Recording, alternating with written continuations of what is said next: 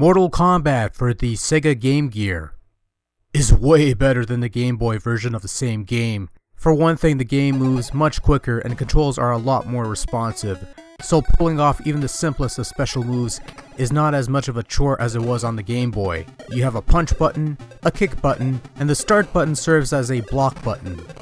How innovative was that? Okay, probably not at all innovative, but after playing the horrible Game Boy version, I suppose anything seems innovative. Even color. Much like the Game Boy version of Mortal Kombat, only 6 of the 7 Mortal Combatants make the cut in this Game Gear version, as Kano is the unfortunate sap cut from the lineup here and made exclusive to the putrid Game Boy version.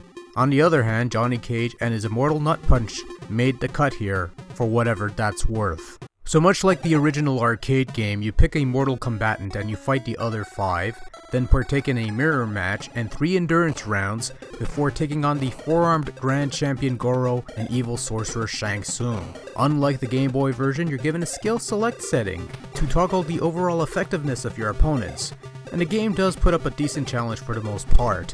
And while control isn't the greatest thing ever, at the very least it's responsive enough that you could pull off a special move more often than not without a hitch.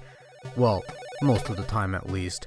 Again, some button commands have been altered from the arcade original, but there's no need to wait between button presses here and there to execute the move properly. It works well enough and that's fine by me. This much I will say, the graphics are a major selling point for this Game Gear port of Mortal Kombat. While the 2 backgrounds and various intermissions are rather simplified for the portable release, the combatants look very nice, almost looking about as good as they did on the home conversions available at the time. They still bear a bit of choppiness when it comes to moving around and animation and that sort of thing, but it's nowhere near as jarring as the competition, shall we say. It still moves about pretty smoothly and runs at a nice speed, so in that regard I can't really complain. And of course, you could enable the blood and fatalities with a code in this version, something you could not do in the Game Boy version for obvious reasons. I don't know the blood code, however, so you'll have to imagine the blood and gore yourself, I'm afraid. On a whole, visuals are pretty decent for the most part, kudos right there.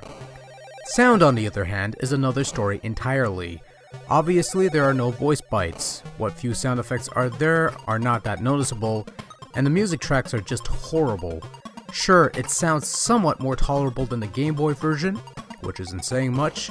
Then again, you know the old saying about a shot in the foot being better than a shot in another region, or at least I think that's how it goes. In any case, music is pretty rubbish all around and sound effects aren't that much better. Oh well. For what it's worth, Game Gear owners got the better deal when it came to Mortal Kombat on the go.